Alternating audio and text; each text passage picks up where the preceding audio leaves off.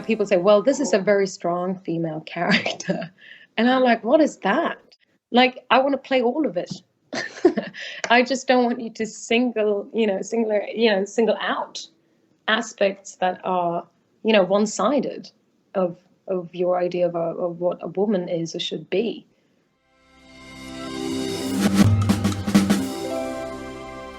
Hey guys, welcome back to Pop Culture Confidential. I'm Christina Jörling-Biro. Thank you so much for joining me for this personal and interesting conversation that I've had with actor Alicia Vikander. An opportunity to talk to an inspirational talent in her own right about playing another inspiration, someone who's been a big influence to me and so many others, Gloria Steinem. As well as talking to Alicia about her now decade-long career, about finding her own voice and what she wants to do with her power. It feels like an incredible moment to get to speak to the super-focused actor about her career and life now, post-Oscar win and ahead of several interesting films coming this year. She told me that she's been learning to take small breaks, and when I caught up with her this week, she's just been learning to cook Japanese food, among other things. Later this year, we'll see Alicia Vikander as one of 4 actors in the film The Glorias, where she's playing feminist icon Gloria Steinem, whose activism and leadership shaped the women's movement and impacted generations. The film is based on Steinem's memoir, My Life on the Road, and is directed by Julia Taymor and also starring Julianne Moore. Now, of course, Alicia and Gloria grew up decades and continents apart. Already as a child, Gloria was always on the road with her traveling antique salesman father, and for a long time she cared for her mentally unstable mother. Against many odds, she found her voice in activism and women's rights. Alicia grew up in the Swedish town of Gothenburg. Her mother's a stage actress and her father's a psychiatrist. She started early with an intense ballet education and acting career. But Steinem has said that she sees herself in Vikander, that they had similar dreams as kids, first wanting to be ballet dancers and then lawyers, art and activism. They also connect in knowing what life is like when you're always on the road, and of course in finding your voice and your power. And for over a decade, Alicia Vikander has been doing just that, through her movies, for example. From A Royal Affair to her brilliant portrayal of a robot slave in Ex Machina to her Oscar-winning performance in A Danish Girl. And of course in Tomb Raider, which has a sequel coming very soon. Alicia talked to me about her focus and how she prepared to play the icon that is Gloria Steinem. About how early in her Hollywood career a famous actress spoke up for her in an uncomfortable sexist situation and what that meant for her going forward. How she's taken a course and learned about unconscious bias. And what she wants to do with her Hollywood power.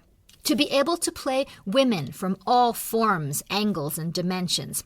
And to get smaller movies made with interesting writers and directors. Here is my conversation with Alicia Vikander.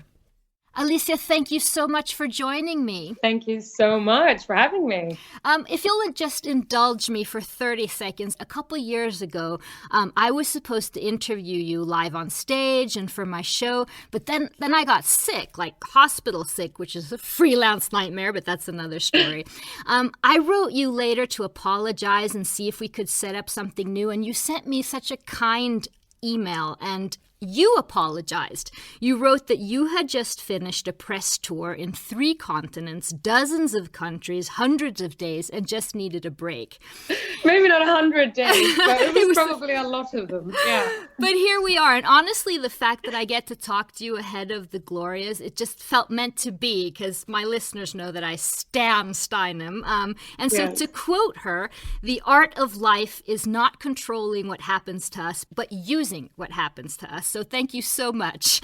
Thank you so much. Yes, I myself have listened to your podcast with Gloria, and that, I felt the same way when I got to meet her the first time in person. It was kind of, overwhelming. What did you do on that break? I want to know first. At that point, I was probably still, if that was 2-3 years ago, I was probably still very close to getting onto another job, and then taking a break from press became quite important, I think, because I had two years when so many films came out, and I kind of just wanted to focus on the projects that I had coming up. And it's not probably until like the last year now, or the last 1.5 years, when I've, for the first time in like 10 years, decided to actually take breaks, when I not only not do press, but I don't work for a few weeks, and I have time to actually now I over the last 2 weeks I've been taking a bit time off. I'm about to start working next week, but I've mostly spent time cooking.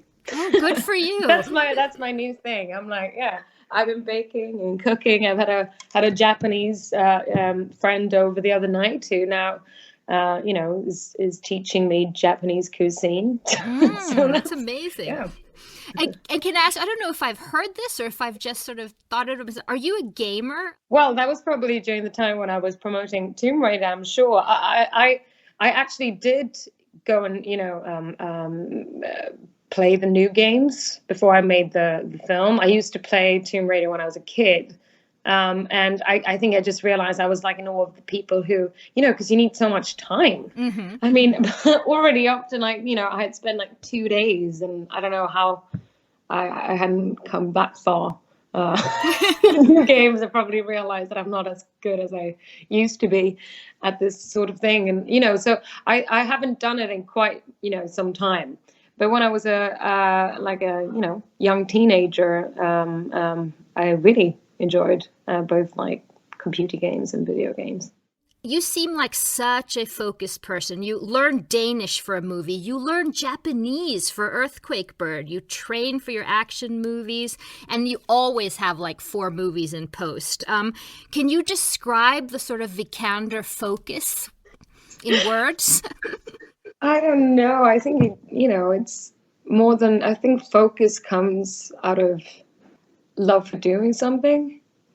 So I don't think I decide to focus on something, and that, then I've started in the wrong end, I think. I love when I come, of course I didn't learn Japanese in the way I could learn Danish, being Swedish, but, it's the challenge that came, to me, with, and included a language from a country that since I was a kid, have been quite obsessed by, and to get the opportunity to go there and embrace myself in that culture, and then try and learn how to at least pretend that I know the language, and of course learn a bit of it, was just such a little gift presented to me. So then I think the focus kind of comes secondhand in that. It's like I really wanted to do it. So yeah. But you've said, which I'm sure is sort of about your ballet background, that I'm very good with pain. With the quart of. Are you that way mentally also, that you can really sort of push through things? I don't. Yeah. I mean, I'm. The physical pain, I'm not as good at anymore. Actually, I actually put a pair of point shoes on a while ago, and I guess I realized that nothing gets as hard as those ballet years. But yes, I think that stress that you put your body through, or in work or whatever, kind of gives you, it gives you that payoff. And maybe that was, my ballet training that, was an early introduction to that kind of way of working. That I like the kind of mix of highs and lows. If it's the feeling that comes after, a stressful exercise, or if it's working really hard and then do nothing and be in my kitchen and cook. Are you vulnerable at any? For example, I'm an insomniac, so sleep is sort of my Achilles heel. Are you vulnerable at any point? Yes. Oh my God, I'm the same. I'm like, the older I get, the more that my mother's kind of words ring in my ear of when I was a kid. I hated. She always put me to bed so early. Okay. It was one of those things. I was a bit of, my mom was like, no, you should go to bed at like 9. And I was like, oh my God, that's no one in my age at like 12, everyone I know go to bed. But she was like, I know you. It's like, if you don't get your 8 hours of sleep, you're not happy. And she was right. And she was so right. And of course, traveling a lot, it doesn't make that easy. The one thing that I have perfected a bit over the years and that have saved me, though, I'm interested to hear if how you do the same. I nap wherever I can. Yeah, and interestingly, even like a power nap, like 5 minutes, will actually go boom. Yeah. And I can fall asleep like amongst people on a floor, like in daytime, like for 5 minutes, and I'm out. Oh, good. I probably couldn't do that, but that sounds good. Yeah. So this is what Gloria Steinem has said about you. Alicia and I are thousands of miles and 5 decades apart, yet we both grew up wanting to first be ballet dancers and then a lawyer, a combination of art and activism. I think we would have been friends as children, and it's a miracle that we're meeting now across continents and time. Oh, God. Now, do you see yourself in her the same way that she sees all those things that you mentioned? I think it's more that, I think when I, picked up and read her biography and, to hear her story, it was those like tiny little details in what she where she grew up and how the kind of journey she's done through life. And also, I think the first time I spoke to her, it was a quote from a book where she mentions, what it's like to be, have your life on the road. And I realized she said somewhere that, that she hadn't been in one place for more than 10 days or something. I don't know what number it was, but I was like, my God, that's kind of true to me for that long, And it's one of those things that, a lot of other people, I think, would read that and they were like, that's crazy, And even I did when I kind of first put my eyes on that row. And then I realized, no, but that is me too. For probably 8 to 10 years, I never spent, even if I had 2-3 weeks off, I was still moving between places each, 10 days at least, I think. Yeah. How did you prepare for her? Other than sort of seeing those things that connected you? Well, in the film, we're 4 actors who play Gloria, and Julianne Moore plays the latter part of her life. And in one way, I think most of us have more maybe references of Gloria Steinem, the woman, and then the work she's done from age 40 and maybe above. There's a lot of interviews. There's a lot of videos to watch, and we kind of know her to be this incredible speaker. And what I found interesting and what I didn't really know was that this woman had fought so hard to find her voice, and that it was the fact that no one, allowed her written words to kind of be published because of the time she was living in. So she came to a point where she was like, well, if people are going to listen to me, I have to speak out loud. And that was, it was, I of course had the pleasure of meeting her, getting to ask question of what that experience was like. It was interesting. I was given a kind of Dropbox with a lot of little videos from her younger years that I hadn't been able to find online or on YouTube. And you do see a very different kind of Gloria, in the sense that, you see that she does maybe not feel comfortable in being in front of a camera or front of a journalist, but she still have this very, intelligent, poignant things that she wants to say. And that kind of fight was what I tried to base my section, my part of my Gloria on. I thought it was very interesting to do. I think myself as a woman of soon 32. I thought a lot about my own journey, about other women that I know, I talked a lot about the feeling of kind of growing up, about finding your own voice, finding who you are, what you want to do, and the struggle of getting there. So that was what I was focusing on, I think, when I One of the things that she really showed us, in my opinion, is how to make our anger work for us. We as women are not allowed to be mad, and inequality is maddening. But she actually sort of talked about how to use that in a way. But I find that so interesting, though, because she says that, and I can see that is what I'm so impressed by. That is that she says that, and I can understand that is her like inner engine going. Mm-hmm.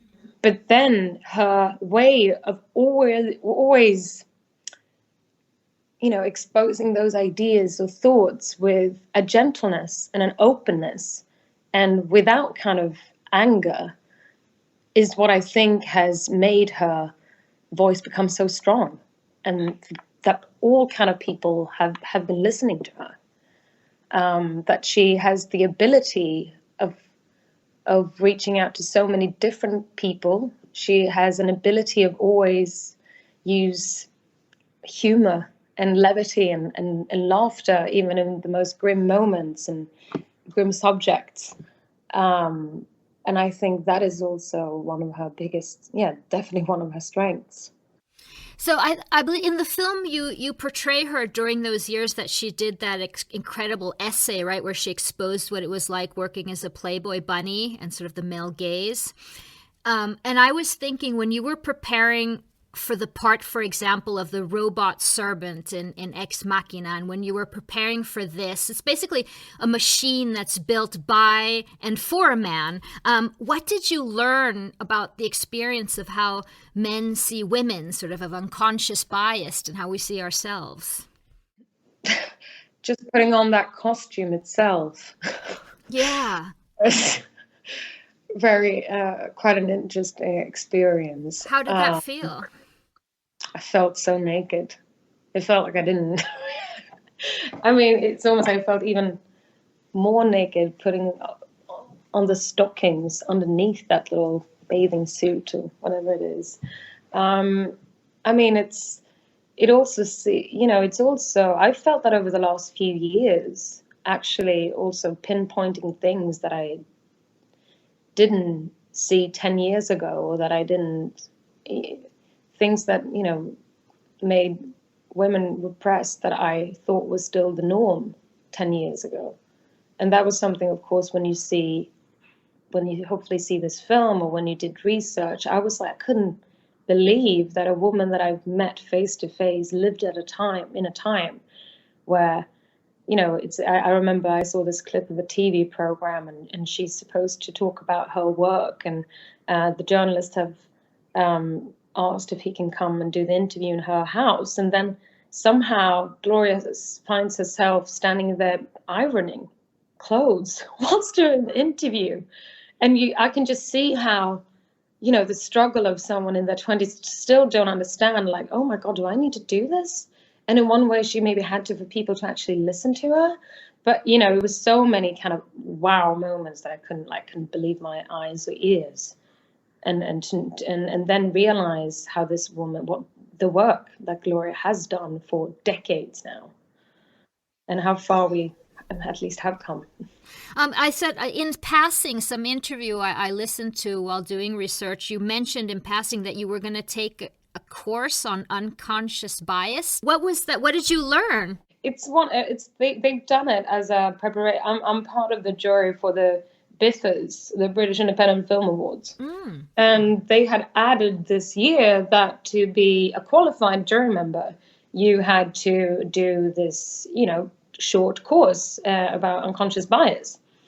And I was in New Orleans filming at the moment, and I was able to tune in. It's amazing that you can do those, chat now over Skype actually too. And she had a whole presentation, and we were about 20 people online for this talk. And I I thought it was so interesting to learn that, of course, out of 70% of our brain capacity goes to keep our body functioning. And then about 30 is our actual thoughts, and about 70 of that part is unconscious and things that we learn from child. And she started to talk about how, of course, as a very, very small child, you quickly learn that what is the difference between a squirrel and a rat? Why do we say that one is cute and one is not? And she also taught us that, it's okay today to say, my brain is doing this naturally. I think even myself, walking into a room a few years ago and seeing that it was only two women in a room of 30 men, part of me just knew that, well, that's normal, because that's what I've been taught from such a young age. And that doesn't mean that I'm not a feminist. And that it's just, she says, we just need to rewire our brains. And it's okay. As soon as we accept that, we can make change. Because that's what Gloria said too. That's why I put that together, because she said that the first problem that we have, both men and women, is not to learn new things, but to unlearn. Yeah, and that was interesting when she showed us the statistics of a lot of tests that she went through and talked about during the session. And she said when you do the tests, when you look at what men and women answer, they answer the same thing. So it's not, it was something like a group of people who did this test had been watching a debate of lots of people in a room, and afterwards they got a lot of answers. And they asked, one of the questions was, how many men and women were in the room? And, if men and women both answered, it was probably about 70% women and 30% men. And they were like, no, it was equal. But our brains are telling us, it was a lot of women in that room. Mm-hmm, mm-hmm. And women say the same thing. And same thing when they got to say, who do you think, talked the most, men or women, in this debate? And all of them, including women, said, well, it was a lot of women, it was way more female voices that were heard. And actually, that was not the case. So you're saying that we need to sort of unlearn that type of thinking? Yeah, I think, that's what I learned, at least when I took this course. I thought it was, pretty interesting to know that. And she said that it's a simple thing. It's just like, stop and think about it when you're met by something that is this my brain just taking me down that route unconsciously? Or, if I just stop and think about it, I can actually make a choice. Right. Another thing that Gloria has done all through her career is give a lot of credit to others, especially women, Black feminists that she learned things from that went long before her and crossed lines of race and class, like Shirley Chisholm and things like that. You, of course, mention often women in your life. Your mother, Lisa Langstedt, the incredible writer-director who you've worked with many times. One woman I know that particularly came to your defense in a vulnerable time is Julianne Moore. Can you tell me about that? Yeah, and it was one of those things where, I think I did mention it to Julianne a few years ago when I met her, that she had done it, because I knew the article was going to come out. And I said, you probably don't remember it, but I think it's one of those important moments that, for me as a very young woman, like 20, on my first international film, where everything's new and I have a hard time to maybe raise my voice. You just, without thinking, kind of stepped in and said, that's not okay, when a man in the room said something quite inappropriate. And that was just you, instantly, telling everyone in that room what you considered not being okay. But that made such a huge impact on me and taught me so much, and has made me know that, already then I thought, well, if I ever get to that position when I have, that power in a room to say that, knowing that no one would make me pay for it, which should never be the case. But, I was like that, So it is cool that I both got the chance to meet her again and then work with Julianne again. And in this role. And on a film, exactly. And on a film like this. Yeah. Would you be able to, do you have the power today? Would you be able to do that yourself? Yes, I do.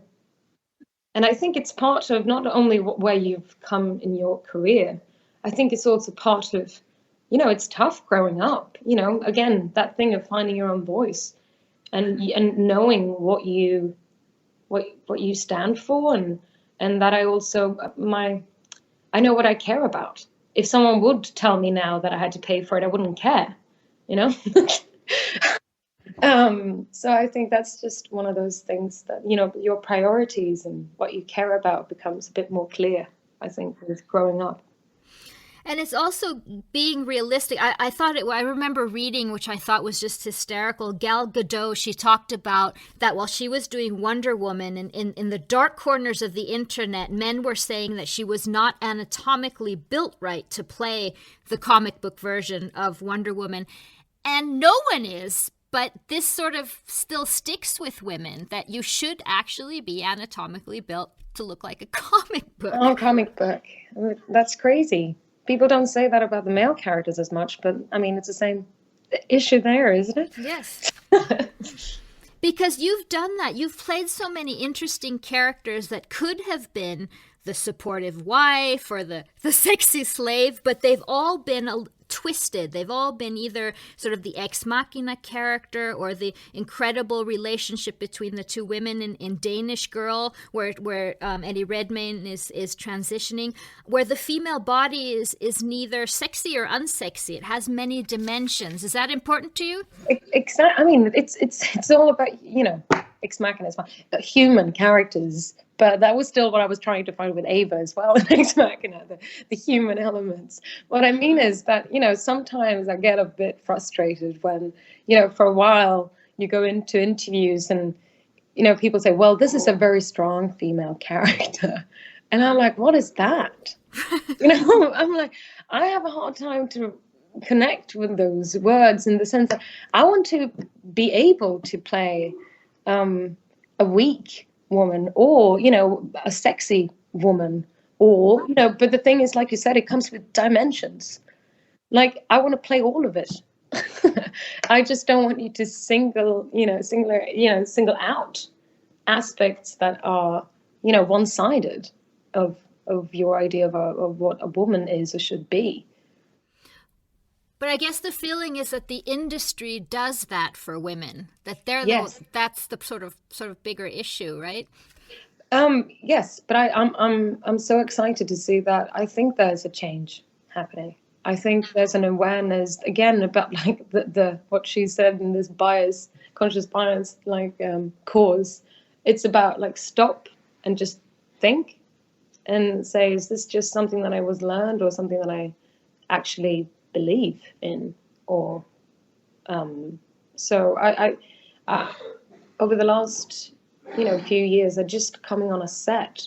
I mean, I can see over the 10 years I've been in the industry, it's like now you see women like behind the camera and more in front of the camera too. It's a real change. Not saying that we're there, but I'm so happy to see that the fact that we sit here and talk about it. The fact that Gloria Steinem still travels the world and has has new lectures every week. That's what initiates this kind of change. Yeah, one fun thing about Gloria is that, of course, one of her most iconic phrases is, "The truth will set you free, but first it will piss you off." What still pisses you off? Oh my God. Yeah, I think one of those things that I want to be a woman that now wants, I want to be liberated and show all my good sides and my bad. I want to be shown from all the different angles and all colors, and for people to listen to them and embrace them. I want to be able to say that in a couple of years that I see as to just when people say that we're there or that we're close to, I think is wrong. When I said that we're moving towards change, I believe in that, but we still have so much further to go. I would love to make both more films with other women, and make films where you see women on set, and that it's come to the point when people don't have to praise it anymore. Right, it's just natural. When it's just natural. I think that's where, I'm longing for that to happen. We were just talking about the Oscars and the Parasite and the win, and how amazing it is that with this change. How are things different for you post-Oscar, which you won quite early in your career? It's strange. I mean, it still kind of feels pretty, surreal anytime anyone, brings it up. I think, of course, it's hard to say. I mean, it's maybe the most wonderful, especially because I got it so early. I think, it's like the most amazing tap on the shoulder saying you're heading the right way. But I know that I'm so much in the beginning of all the things I want to do, and I guess, it's given me the freedom, of course, of maybe be part of smaller films, and get them off the ground. That means a lot, and that is also, I think, a way of giving back the kind of opportunity to do something like that. That's a huge difference, of course. Yeah. And as per usual, you have 4 films in post-production or something like that, as we said at the top of the show. And one really interesting one that I'd like you to talk to you a little bit about is Blue Bayou. Tell me about that movie. Yeah. Well, that's one of those small. Yeah. Probably, one of probably the smallest film I've done budget-wise in my English-speaking career, but it was a script that kind of, took me by storm when I read it, and felt incredibly big in its emotion and what it wanted to say. I had seen Justin Chun, who both wrote and directed and starred in this film. I mean, I can go on and talk about this man. I'm so impressed by him. But he started as an actor. He was in the Twilight movies back in the days, but he's American, born in California, but his parents are Korean, and he found himself, not getting the chance to work due to his heritage, and started to write and said, well, then I just go ahead and do my own thing. And he did a film called Gook, and that I saw on Netflix, very small. It actually had a Swedish release. I saw that. I thought that was pretty cool. It showed, it kind of a bit like what we talked about. When I watched it, I thought to myself, wow, Alicia, you haven't really thought about the fact that you haven't really seen an Asian American drama been told on screen. And I was like, wow, okay, that's interesting. Why haven't I thought of that? It was one of those moments. I got the chance to talk to him, and I thought that. So did you get in touch with him after seeing that movie? I had seen it. I was actually one of my agents who, we share films, like tiny films with each other, have our own little film club. And this one had been on there. He had seen it at Sundance.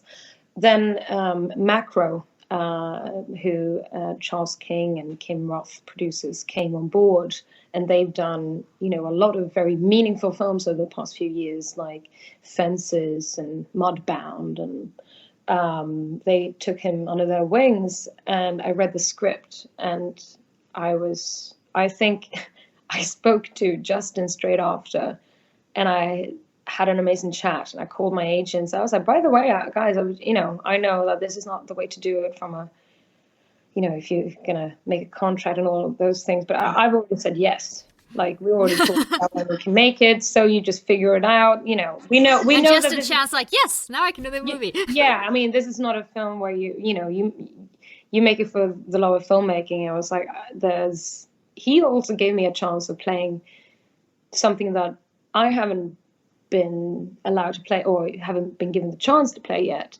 I think it's easy to put, it's a bit funny. It's interesting in America when I made films. My kind of initial films were Anna Karenina, A Royal Affair. Right. People saw me they thought maybe I was British, and that was their unconscious bias. So they thought I was British, and they thought, that I, had a bit of maybe upper class background, or that is the roles that I was pigeonholed to play. And then this unconscious bias thing is it's interesting, and I heard that quite a few times, and then Justin sits there and he was like, but I saw Till det som är vackert, and he saw my Swedish film, my first film, and he was like, yeah, that's from my hometown. He was like, yeah, I saw a very different you in that film. And this is interesting. This film is very American. It's about an adoptee in America that he plays, but who is, since age 1 or 2, who's been growing up in America. It's a very American story. But he asked me to play, a blue collar woman in America, which I have never been given the chance to play.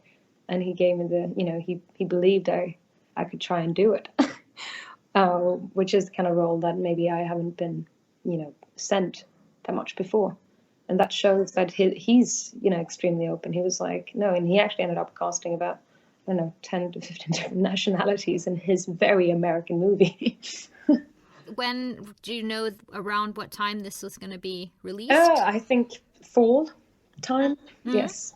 And you have Tomb Raider coming up. Is that locked and ready? No. We're still kind of in the, they also had a change up. Those big studios get new people who run them, once in a while. And this Christmas, it's Michael DeLuca, who's a fantastic producer, actually, who now come aboard as he's becoming the president of MGM, and he starts soon. So now we're just waiting for, hopefully to start this summer, which was always the plan if we were going to go. Because Ben Wheatley, who's on board to direct, and his wife Amy writing it, he's finishing Rebecca now with working title. So he needs to finish that film first anyway. But you also have Born to be Murdered, which is produced by Luca Guadagnino, and Green Knight, a medieval fantasy. So you like work in all genres, Alicia. It's fascinating how you pick your roles. Yeah, no, it's fun that way. yeah, I can imagine. I just want to end by asking, what was one of the most important things that Gloria Steinem taught you during your research and sort of becoming her?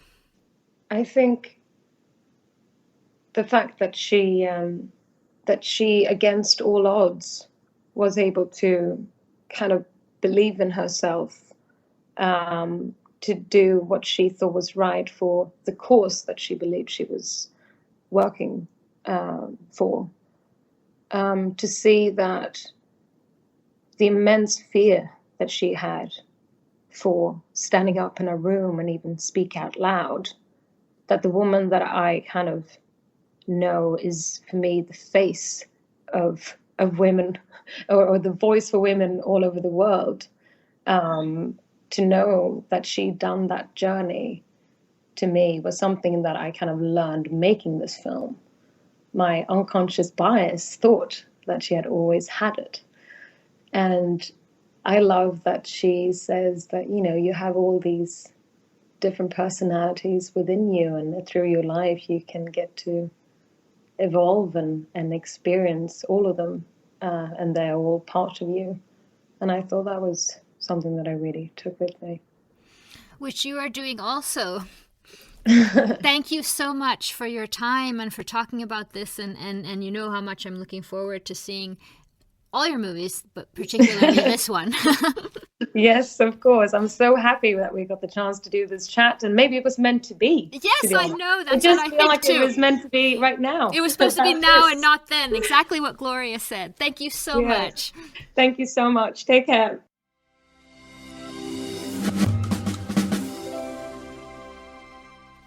Thank you so much to Alicia Vikander. The Glorias, Blue Bayou, Born to be Murdered will all be out sometime later this year. And we can't wait for Tomb Raider, which I guess will be out in a couple years. Worth waiting for. Her new movie, Earthquake Bird, is on Netflix now. And while you're waiting for The Glorias, read Steinem's memoir, My Life on the Road. And you can also listen to my interview I did with Steinem a couple years ago here on Pop Culture Confidential. And thank you so much for listening. Please subscribe to Pop Culture Confidential wherever you get your podcasts. And if you have a moment, please rate us. It really helps others find the show. This show was edited by Julia Scott, and I'm Christina Jörling-Biro.